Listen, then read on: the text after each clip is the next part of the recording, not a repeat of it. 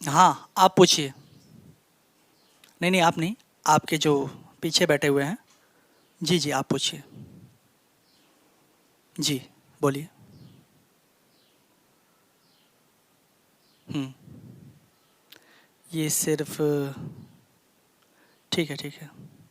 अच्छा, अब मैं आप सभी से एक बात पूछ रहा हूँ, सही-सही बताइएगा। डिजिटल ज़माना चल रहा है, आप में से जो भी लोग यहाँ पर बैठे हुए हैं, उनका ऑन एन एवरेज क्या टाइम है सोशल मीडिया का? कितने देर आप सोशल मीडिया चलाते हैं? आप ऑनेस्टली बताइएगा।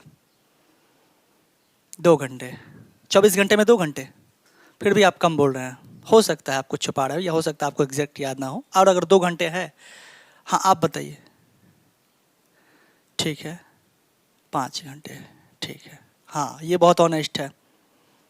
हुँ, ठीक है।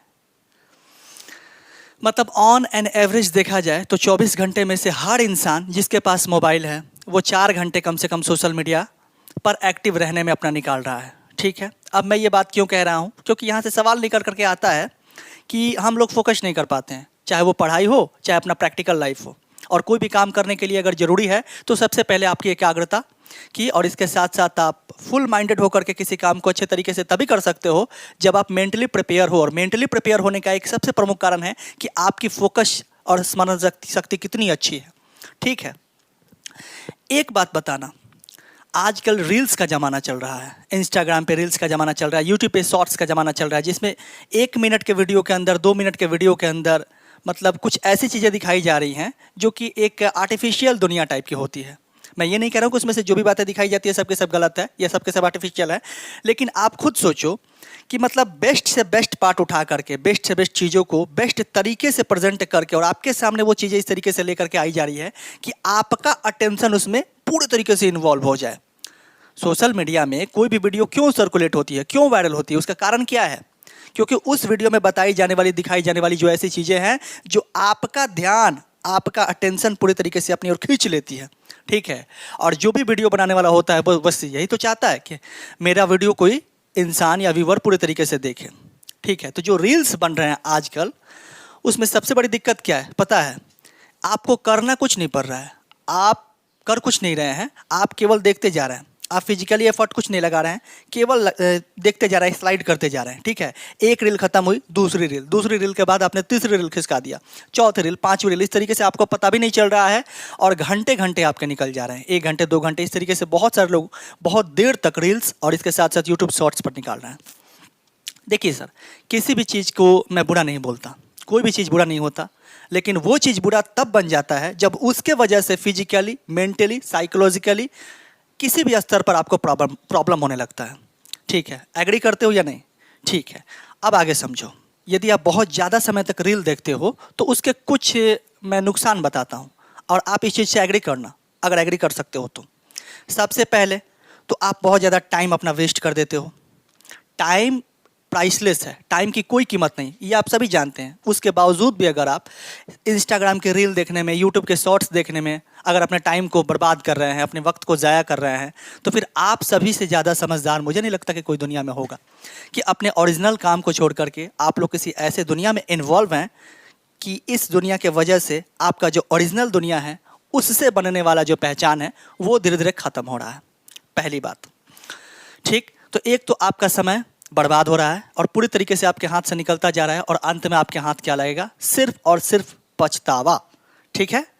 दूसरा, ज़्यादातर स्क्रीन के सामने इन्वॉल्व होने के वजह से, ज़्यादातर स्क्रीन के कांटेक्ट में रहने की वजह से आपकी जो आँखें हैं, उसमें प्रॉब्लम होना शुरू हो जाती है लॉन्ग टर्म के बाद। लॉन्ग टाइम तक यदि आप इनका इस्तेमाल करते हो, स्किन से कांटेक्ट बनाए रखते हो, तो आपकी बॉडी स्टिफ हो जाती है, आपके नेक में प्रॉब्लम होने लगता है धीरे धीरे, चूँकि नेक स्टेबल नहीं हो पाता और इसके साथ साथ आपकी आई में प्रॉब्लम होने लगती है, आपके स्किन्स में प्रॉब्लम होने लगते हैं। तो बॉडी पर इसका तो इम्पैक्ट बहुत बुरा है ही है, यूट्यूब रील देखने के, सॉरी यूट्यूब शॉर्ट्स देखने के, इंस्टा रील देखने के। लेकिन इसके साथ साथ आपके माइंड पर भी ये चीज़ें बहुत गहरी असर डालती हैं। कैसे? बॉडी का असर तो आपको समझ में आ गया और आप महसूस भी कर रहे होगे, लेकिन माइंड पर इसका असर ये होता है कि आप अनस्टेबल होने लगते हैं। कैसे? ज़्यादा देर तक रील्स देखने के वजह से, अलग अलग इमोशन को क्रिएट करने के वजह से, अलग अलग चीज़ों को देखने के वजह से आप अपना इंगेजिंग टाइम उस पर बहुत ज़्यादा दे देते हो, अपना टेंशन बहुत ज़्यादा देते हो, जिसके कारण आप किसी दूसरे काम पर कंसंट्रेट नहीं कर पाते हैं। धीरे धीरे आपका जो अटेंशन स्पैन है वो बहुत ज़्यादा कम होने लगता है, और अटेंशन स्पैन कम होने की वजह से आपका जो फोकस है वो धीरे धीरे खराब होने लगता है। फोकस आप नहीं कर पाते हो किसी भी काम में, जो काम करना आपके लिए बिल्कुल ही ज़रूरी है, ठीक है, उसमें आप फोकस नहीं कर पाते।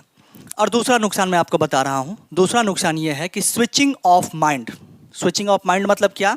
आपके इमोशन का अनबैलेंस हो जाना। मतलब आप खुद समझो, एक एग्जांपल मैं ले रहा हूँ।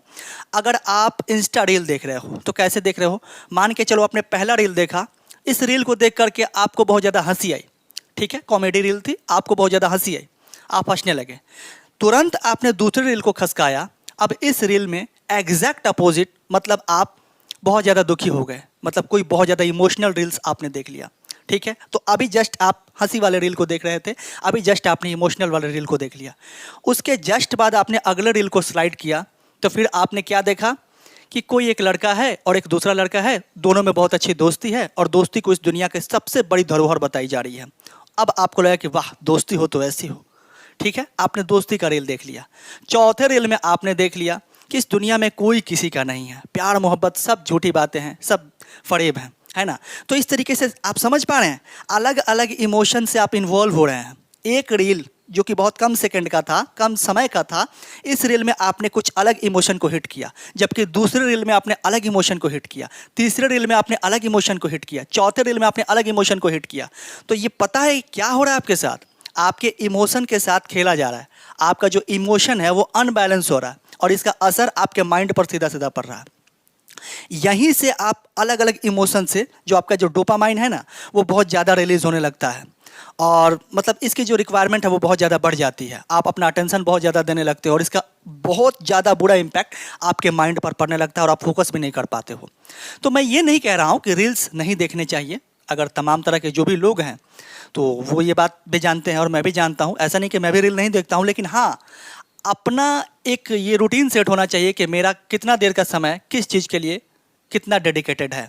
अगर उस दायरे से बाहर जाकर के मैं उस काम को करता हूँ, इट मीन्स मैं अपने आप के साथ, अपने फ्यूचर के साथ, अपने कैरियर के साथ थोड़ा सा कॉम्प्रोमाइज़ कर रहा हूँ सर, और ये कॉम्प्रोमाइज़ आने वाले टाइम में मुझे बहुत गलत इम्पैक्ट क्रिएट कराने वाली है सर। तो इस बात को ध्यान रखिए सर। मैं मानता हूँ एक्सेप्शंस आर ऑलवेज देयर, और अगर हम लोग डिजिटल ज़माने में ही जी रहे हैं तो सोशल मीडिया के रील्स से, यूट्यूब के शॉर्ट्स से हम लोग बच नहीं सकते हैं। तमाम तरह के नॉलेजफुल रील्स भी हैं, तो उनको कंज्यूम भी किया जा सकता है, लेकिन हाँ, हर चीज़ की एक लिमिट भी होती है। आपको ये बात पता होना चाहिए, जिस दिन आप ये जान गए ना कि there is a limit for everything, बस उस दिन आप अपने आप को कंट्रोल करना शुरू कर दोगे। और जिस दिन से आपने खुद को कंट्रोल करना सीख लिया, उस दिन से दुनिया को कंट्रोल करना आपके लिए बहुत मुश्किल बात नहीं होगी। Got this point? ओके, बैठ जाइए।